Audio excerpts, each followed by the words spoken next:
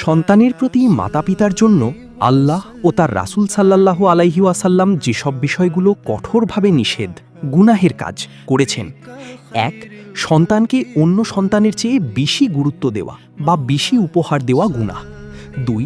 বিশেষ করে কন্যা সন্তান জন্ম নিলে অখুশি হওয়া জাহেলি যুগের স্বভাব, যা ইসলামে কঠোরভাবে নিষিদ্ধ। ৩. সন্তানকে এমন কোনো কাজ বা দায়িত্ব পালনে বাধ্য করা যা তার শারীরিক বা মানসিক ক্ষমতার বাইরে, তা অনুচিত। ৪. রাগ করে সন্তানকে অভিশাপ দেওয়া নিষিদ্ধ। ৫. সন্তানকে দ্বীনি ও প্রয়োজনীয় জাগতিক শিক্ষা থেকে বঞ্চিত রাখা বা এতে বাধা দেওয়া ইসলামে অত্যন্ত অপছন্দনীয়। ৬. সন্তানকে বেশি অর্থ উপার্জনের জন্য চাপ দিয়ে তাকে অসৎ বা হারাম পথে ঠেলে দেওয়া বড় গুনাহ।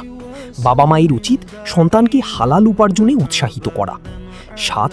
সন্তানের বিশেষ করে কন্যার স্পষ্ট অমতে বা ইচ্ছার বিরুদ্ধে কাউকে জোরপূর্বক বিবাহ বন্ধনে আবদ্ধ করা শরীয়তসম্মত নয়। ৮.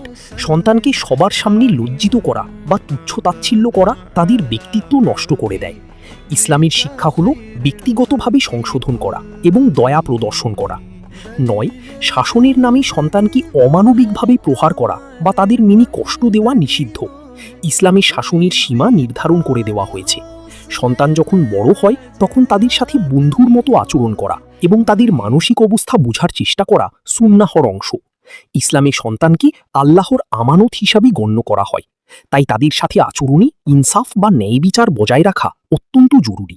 এসব আচরণের ক্ষেত্রে সতর্কতা অবলম্বন করুন। নিষিদ্ধ কাজ। এমন আরও ইসলামিক গুরুত্বপূর্ণ ভিডিও পেতে সাবস্ক্রাইব করুন। আসসালামু আলাইকুম ওয়া রাহমাতুল্লাহ।